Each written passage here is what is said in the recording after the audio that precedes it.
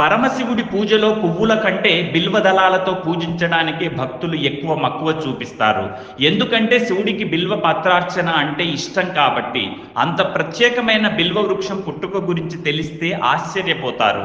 లక్ష్మీదేవితో కలిసి శ్రీ మహావిష్ణువు శివుడి గురించి తపస్సు చేస్తుండగా ఆ సమయంలో లక్ష్మీదేవి కుడి చేతి నుంచి బిల్వ వృక్షం జనించింది.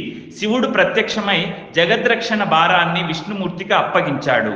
బిల్వ చెట్టుని శ్రీవృక్షం అని కూడా అంటారు. దేవతలు స్వర్గంలోనూ వైకుంఠంలోనూ మందర పర్వతం పైన నాటారు. శివుడికి ప్రీతికరమైన బిల్వ దళాలతో ఏ రోజైనా పూజ చెయ్యొచ్చు. చెట్టు నుంచి ఏ రోజుకొస్తే ఆకులను ఆ రోజే శివుడి పూజలో వినియోగించాలి.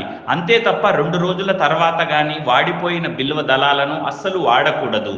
బిల్వ వృక్షానికి ప్రదక్షిణలు చేస్తే సర్వదోషాలు పోతాయి, సంతానం కలుగుతుంది. బిల్వపత్రం 1,00,000 బంగారు పువ్వులతో సమానమని శాస్త్రం చెప్తోంది.